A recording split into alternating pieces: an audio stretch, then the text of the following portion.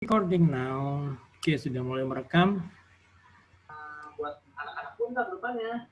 Oke, sebentar tadi. Oke, aku coba sembari nyari apa namanya contoh-contoh kayak grafik itu, jadi atau mungkin gambar-gambar yang lebih gambar-gambar yang sifatnya atraktif ya, jadi supaya kalian kebayang gitu loh bagaimana sih cara menyajikan data atau cara menyajikan informasi gitu loh. Oke, nanti coba saya jelasin ya, ini bukan ini.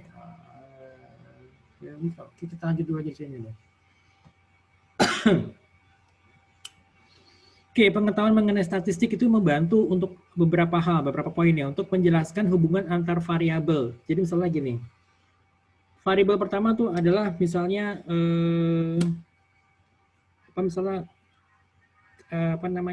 bonus gitu ya. Terus ya kedua, variabel yang misalnya katakanlah X itu adalah bonus.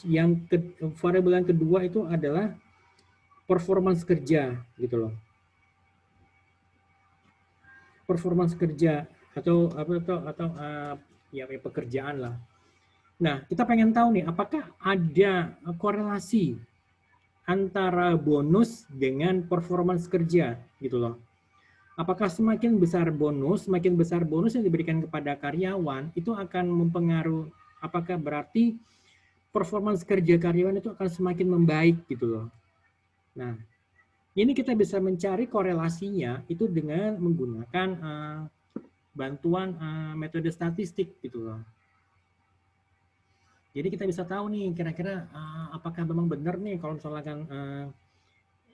kalau bonusnya dinaikin maka berarti performance kerja para karyawan di suatu perusahaan itu akan semakin membaik atau meningkat gitu loh. Nah, kita bisa melakukan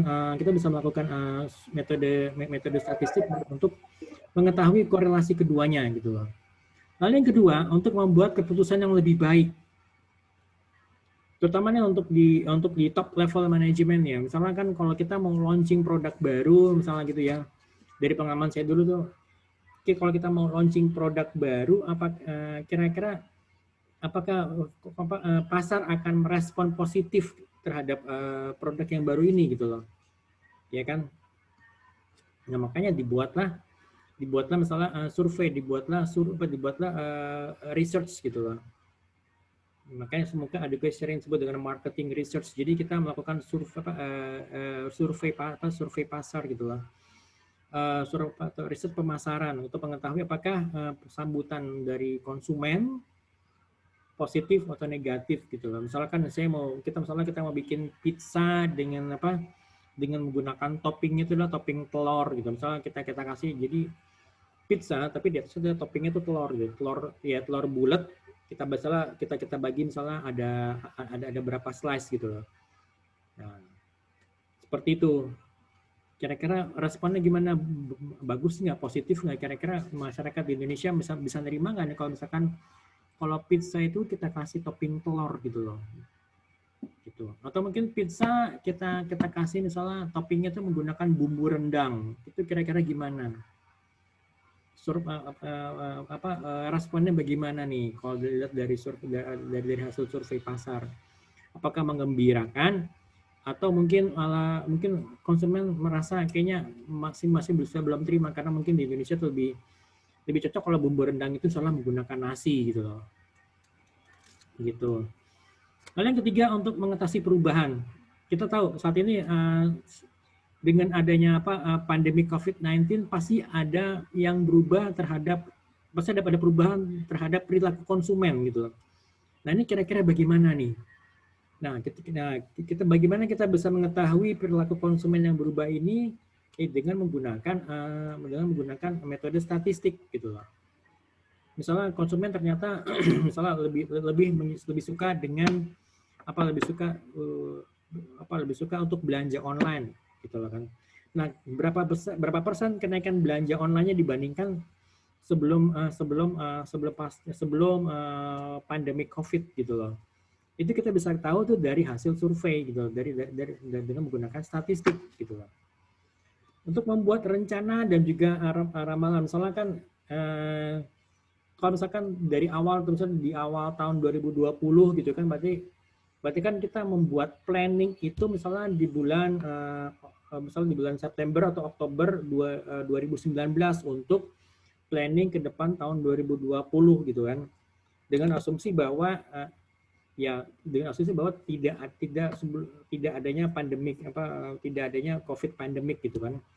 Kan pada saat tahun 2019 kan kita sama sekali tidak mengetahui bahwa akan terjadinya COVID-19 outbreaks gitu. Jadi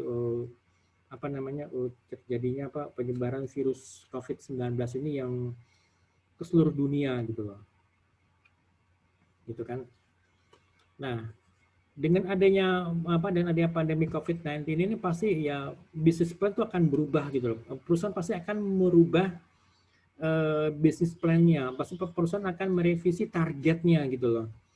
Mungkin kalau targetnya tahun 2020 itu revenue-nya adalah masalah 1 triliun, mungkin dia akan merevisi menjadi mungkin setengahnya, hanya setengahnya atau bahkan mungkin bahkan mungkin seperempatnya gitu loh. Contohnya gini, kayak misalkan kayak airlines itu dia sekarang ini kan pada saat awal-awalnya PSBB, awalnya bulan Maret April itu kan nyaris tidak ada penerbangan keluar ataupun ke luar negeri kan.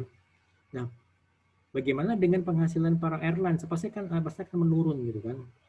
Nah, karena airlines tidak jalan, pasti akan berpengaruh kepada siapa? Bahkan berpengaruh masalah kepada perusahaan-perusahaan yang mensupport kepada airlines ini. Di antara misalnya apa? Perusahaan catering yang dia mensuplai makanan kepada penumpang airlines ini gitu loh. Itu pasti akan berpengaruh gitu kan. Nah, tentunya karena airlines ini tidak penerbangannya itu nyaris drop, maksudnya nyaris tidak ada penerbangan, kalaupun ada itu sangat dibatasi kan jumlah penumpangnya, dan juga jadwalnya itu pasti tidak akan sama seperti sebelum COVID pandemic gitu loh. Nah, pasti kan ada perubahan-perubahan semua gitu loh. Nah, ini yaitu makanya perlu adanya perubahan atau perubahan rencana gitu loh. Nah, kita juga belum tahu kan apakah di tahun 2021 seperti apa. Makanya ramalannya itu bisa dibilang ya ramalan yang ya benar-benar ramalan yang sifatnya pesimis gitu loh. Dan juga pasti masih banyak manfaat-manfaat lainnya mengenai statistik ini gitu. Oke, sampai sini ada yang mau ditanya mungkin teman-teman? Ini saya coba jelasin dulu ya filosofinya ya sebelum kita masuk pada rumus-rumus yang ngejelimet itu loh. Oke, tahap-tahap dalam statistik. Kita mengidentifikasi persoalan. Misalnya kan gini, oke, persoalannya itu adalah bagaimana kita bisa memprediksi bisnis di tahun 2021 gitu loh. Basisnya kita menggunakan apa nih gitu loh. Maksudnya basis penelitian kita menggunakan apa nih, karena kalau kita ngeliat dari angka-angka tahun 2019, angka tahun 2018 itu kan semuanya kan masih kondisi bisnis masih running secara normal gitu kan. Nah, berarti kita mesti ngumpulin apa? Berarti kita mesti mengumpulkan fakta-fakta yang ada di lapangan gitu kan. Mengumpulkan fakta misalnya dengan apa? Dengan misalnya tadi dengan penentuan misalnya apa jumlah sampel, kemudian juga kita menentukan apa penyebaran kuesioner seperti apa, penyebaran respondennya ada di mana-mana saja gitu kan. Nah, seperti itu. Lalu yang ketiga, kita mengumpulkan data dari lapangan. Berarti kita saat tadi kita menggunakan menggunakan toolsnya itu dalam menggunakan kuesioner, berarti kita harus menyebarkan kuesioner ini kepada responden yang dituju gitu loh. Responden sudah kita tentukan, misalnya adalah kalau laki-laki usia berapa, pekerjaannya apa yang sesuai dengan kriteria sesuai dengan kriterianya sampel yang tadi yang sudah ditentukan sebelumnya gitu loh. Ya kan?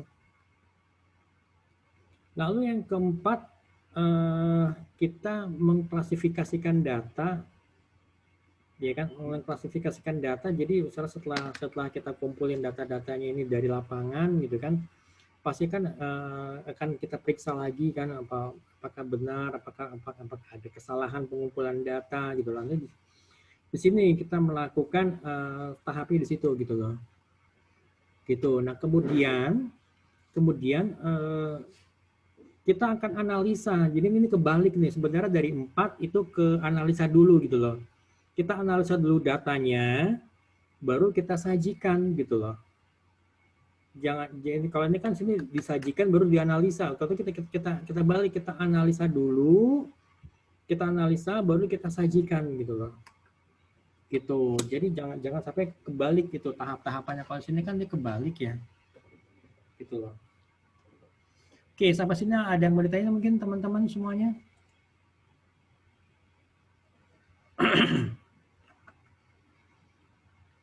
Nah, itu populasi. Oke, kita lanjut ya. Nah, ini baru nih pada data ada Pak untuk populasi, sampel dan juga data gitu loh. Dan ada lagi populasi, sampel, data dan informasi. Oke, apa bedanya data dan informasi? Sebentar. Oke, populasi. Populasi adalah semua elemen yang akan diteliti. Kalau tadi kan kalian lihat misalnya penduduk Jakarta, populasinya kan 10 juta. Berarti ya 10 juta itu berarti ada elemen penduduk elemen penduduk yang laki-laki, penduduk perempuan, penduduk yang usia produktif, usia non produktif, kemudian juga untuk apa jadi yang dari kriteria pekerjaannya yang berada di mereka yang berada di sektor informal dan sektor formal gitu loh. Gitu kan.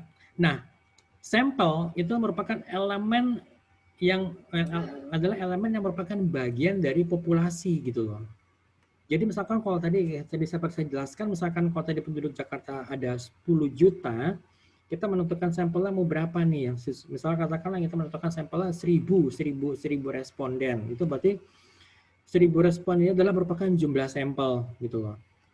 Nah, jumlah sampel yang 10.000 orang ini kita harus sesuaikan juga yang 1000 responden ini harus menyesuaikan laki-lakinya berapa, perempuannya berapa, yang masuk ke usia produktifnya ada berapa banyak, usia non produktif berapa banyak, dan juga mereka yang berada di sektor produktif dan non produktif ada berapa banyak. Kita harus disesuaikan gitu sehingga sampel ini adalah merupakan perwakilan dari populasi gitu loh.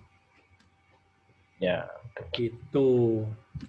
Nah, kemudian data. Data itu adalah merupakan fakta yang dapat dipercaya kebenarannya gitu loh. Kemudian ada lagi informasi. Mana yang lebih tinggi levelnya antara data dan informasi? Ayo. Data itu kalau data itu bahasa Inggris yang sifatnya itu adalah plural ya. Data itu plural. Nah, kalau singularnya itu tahu nggak apa? Data itu kan data itu merupakan kata benda. Nah, kalau data itu sifatnya adalah plural. Nah, kalau yang singularnya itu adalah apa? Kalau bentuk jamak atau plural adalah data. Nah, kalau bentuk singularnya itu adalah datum gitu loh. Nah, itu datum, D-A-T-U-M.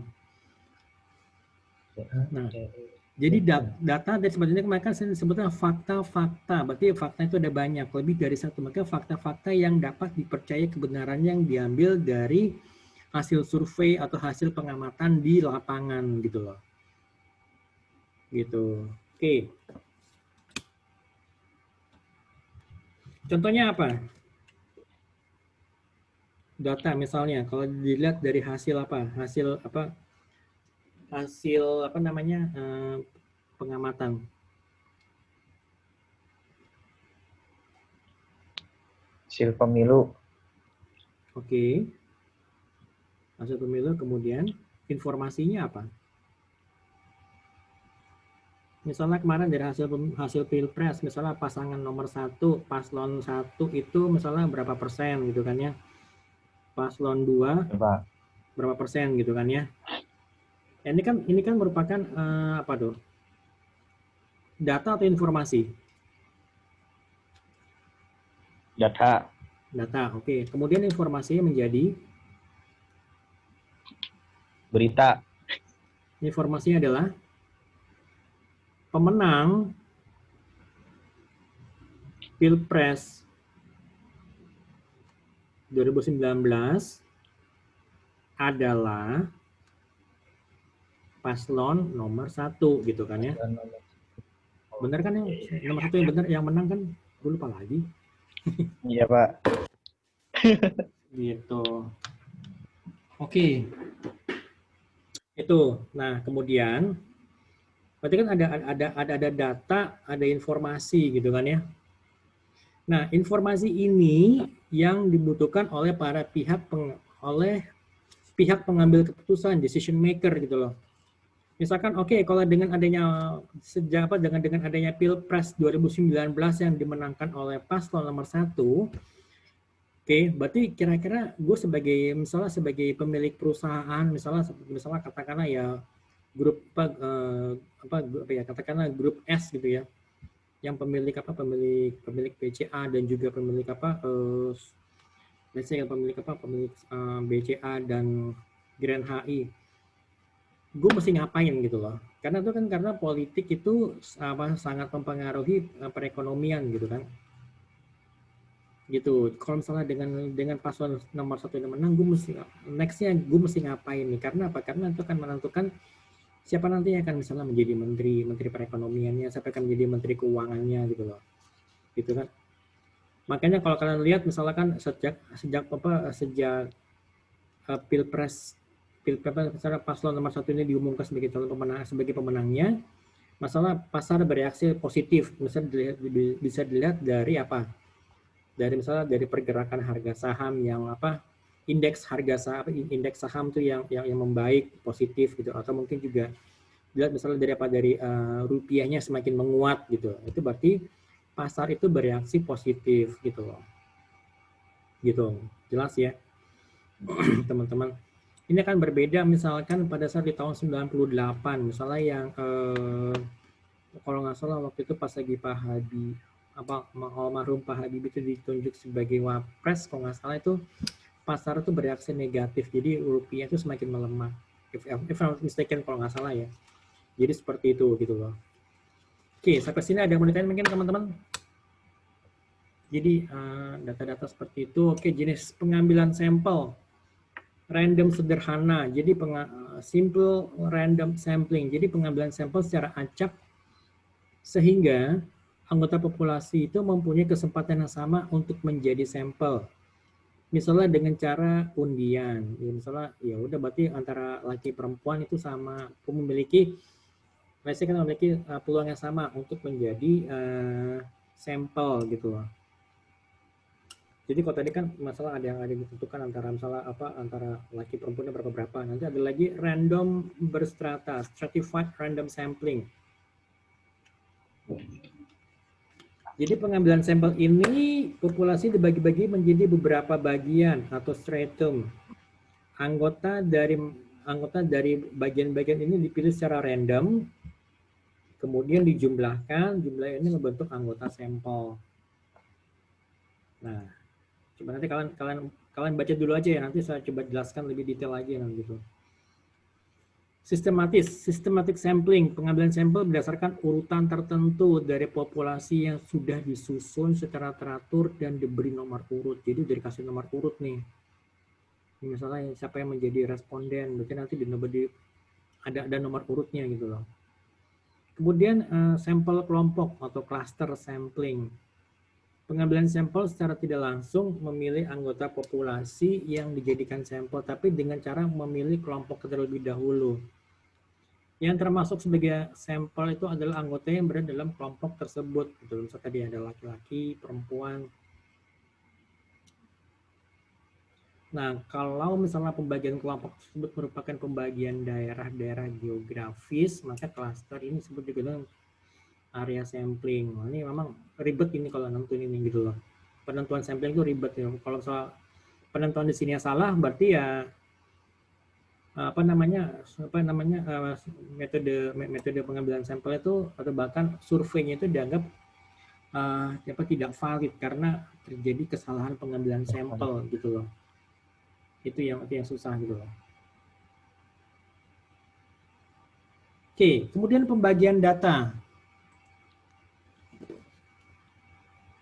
Data itu ada data yang sifatnya kualitatif. Dan juga ada yang sifatnya kuantitatif. Kita lihat perbedaan di mana.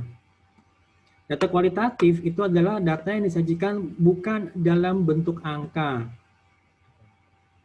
Jadi data yang disajikan di luar tidak dalam bentuk angka. Jadi misalnya ya ada data agama, jenis kelamin, laki perempuan, daerah itu misalnya misalnya wilayah Indonesia bagian barat, wilayah Indonesia bagian tengah, dan wilayah Indonesia bagian timur. Kemudian suku bangsa ya misalnya ada yang misalnya Jawa, Sunda gitu ya. Kemudian Madura atau yang lainnya. Kemudian pangkat pegawai misalnya golongan 3A, golongan 3B, golongan 3C.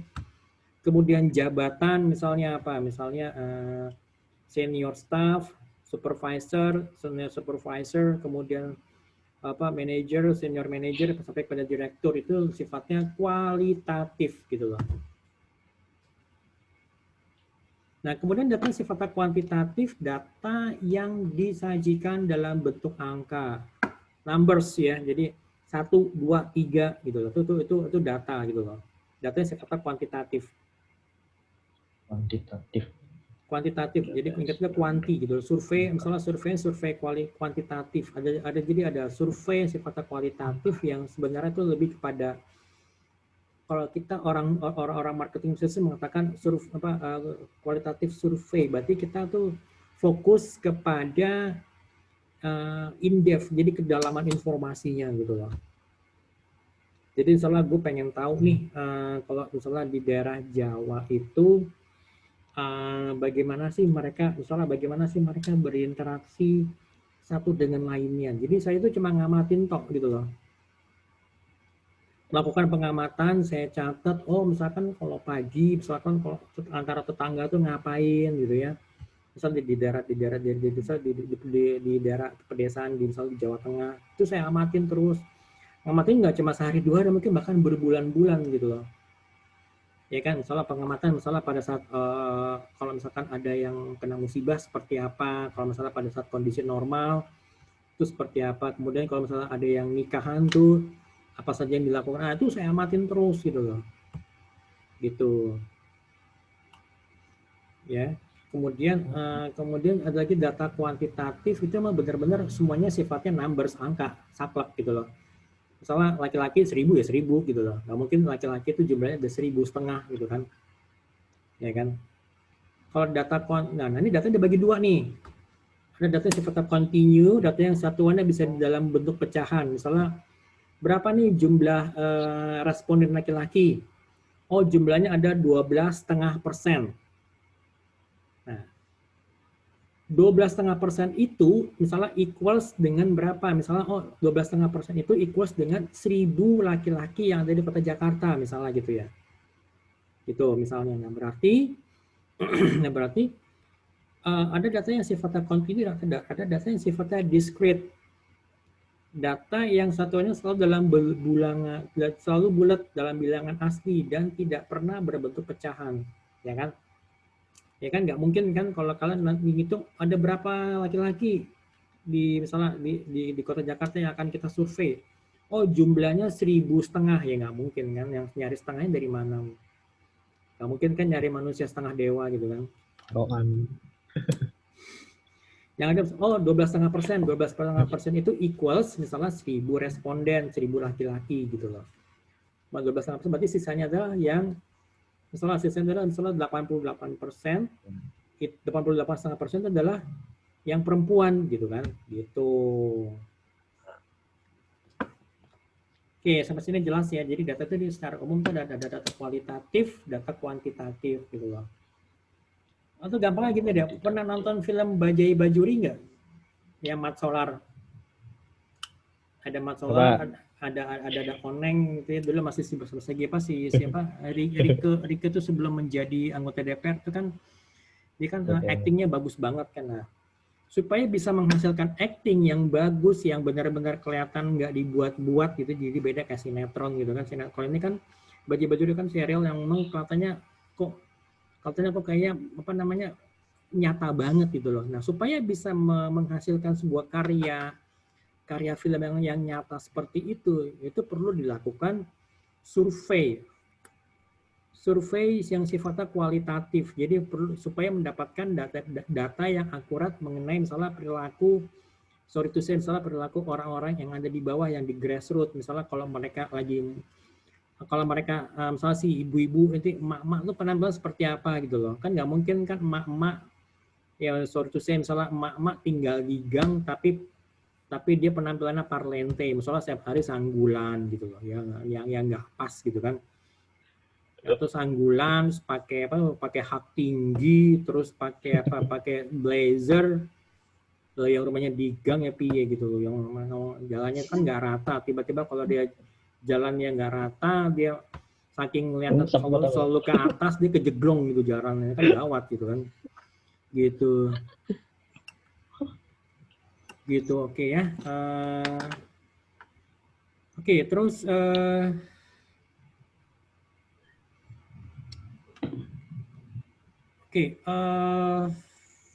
ini sampai sini ada yang bertanya mungkin teman-teman? Nanya Pak. Ya, silakan. Misalkan gini Pak,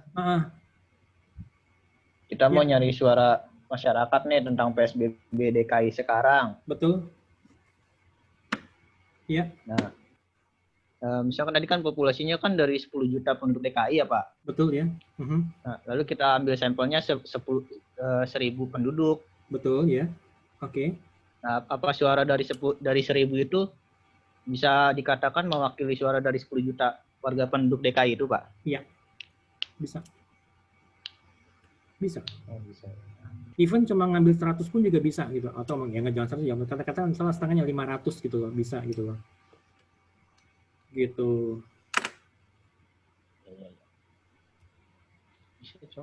Oke ya, jelas ya. Ini Pak. Oke, ada lagi yang tanya mungkin teman-teman?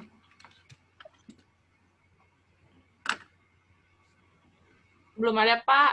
Oke, lanjut ya teman-teman ya. Kalian kita lihat dulu misalnya. Oke, kemudian ada lagi dari waktunya. Waktu maksud dari pengumpulan datanya ya. Oke, data yang sifatnya silang, cross section. Jadi data yang dikumpulkan pada suatu waktu tertentu yang bisa menggambarkan keadaan atau kegiatan pada waktu tersebut. Misalnya, jumlah warga DKI Jakarta menurut asal dan agama di tahun 2011. Jadi, sedangkan tahun 2020 nih, berarti kita ngambil data di tahun 2011 menurut asal. Maksudnya asal daerahnya gitu ya. Dan juga agamanya untuk warga DKI Jakarta di tahun tersebut gitu loh. Gitu. Nah, kemudian yang kedua, data berkala atau time series itu data yang dikumpulkan dari waktu ke waktu. Misalnya angka kematian dan juga angka kelahiran dari tahun ke tahun di Indonesia yang misalnya cenderung meningkat atau menurun gitu loh. Misalnya dari tahun 2009 sampai dengan tahun 2020 ini tingkat kematian bayinya bagaimana nih? Meningkat atau menurun? Atau misalnya tingkat kematian ibu yang melahirkan dari tahun 2009 sampai dengan 2020 itu bagaimana? Apakah meningkat atau tetap stagnan? Maksudnya stagnan itu ya segitu-segitu aja, misalnya 0,2%, 0,2%, gitu. Atau mungkin menurun gitu loh. Atau paling gampang gini, misalnya kita lihat misalnya angka penduduk yang buta huruf dari tahun 1945 sampai dengan tahun 2000 gitu loh.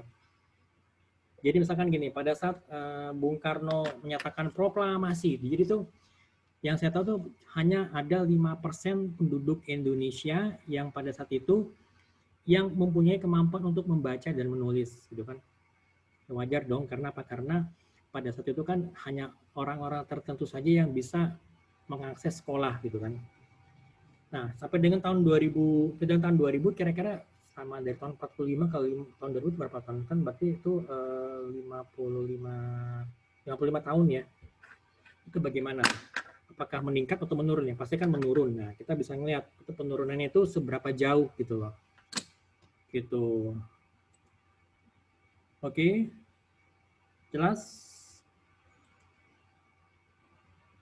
Oke, ini tinggal 10 menit lagi, nanti kalian tinggal bisa baca lagi ya.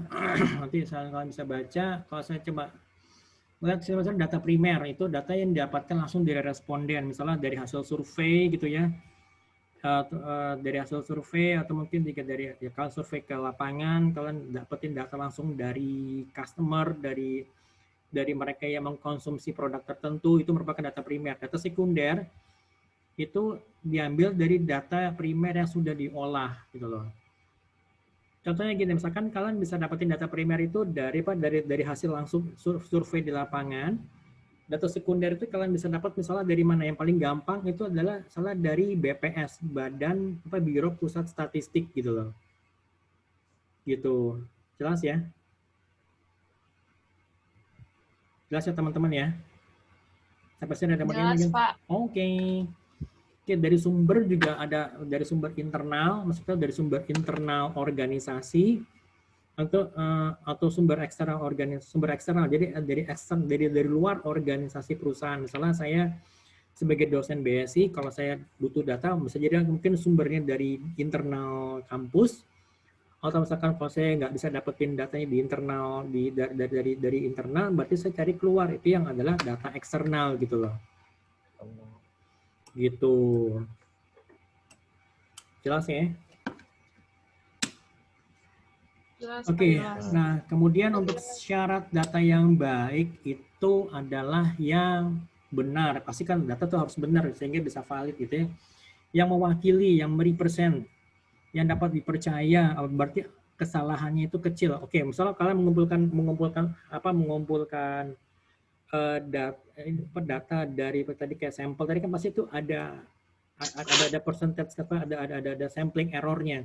Nah, kita selalu berusaha supaya sampling errornya itu kecil gitu loh. Misalnya katakanlah salah di angka 2%, berarti plus minus 2% misalnya gitu loh. Berarti bagaimana cara supaya kita bisa meminimize sampling error ini dengan caranya adalah dengan menambah jumlah responden. Jadi semakin banyak respondennya, angka sampling errornya kan semakin kecil gitu loh. Gitu loh. Kemudian juga data itu harus tepat waktu. Tepat waktu dalam artian gini, misalkan saya mengadakan survei mengenai perilaku konsumen. Perilaku konsumen itu termasuk untuk belanja online. Jadi perilaku konsumen belanja online antara sebelum COVID dengan pada saat COVID ini COVID pandemic ini merajalela. Jadi setelah virus COVID ini menyebar, itu akan ada perubahan. Jadi jangan sampai nanti saya surveinya sebelum COVID pandemic, tapi selesai pengolahan datanya itu pada saat COVID-nya itu sudah menyebar. Itu datanya itu hasil survei itu tidak akan valid. Karena apa? Karena ada perubahan perilaku konsumen gitu loh. Ya kan? Gitu. Itu dimaksud dengan tepat waktu. Jadi informasi yang disampaikan itu harus up to date gitu loh. Gitu. Nah, kemudian juga relevan dalam artian data yang dikumpulkan itu pasti harus ada hubungannya dengan permasalahan. Nah, gini maksudnya kalau misalkan tadi yang teman kalau bilang kalau misalnya pengen tahu mengenai perilaku konsumen atau apakah ada perubahan perilaku perilaku konsumen di Provinsi Jakarta, yaitu berarti ya data ini akan kita sajikan kepada misalnya pada Gubernur DKI gitu kan. Ya kan nggak mungkin ya suatu saat misalnya nanti datanya ini saya bawa nanti saya ketemu Sri Sultan yang ada di Keraton Jogja, ini loh Pak datanya loh, ya berarti ya nggak ya kurang pas gitu, hanya sebagai nice to know information gitu loh.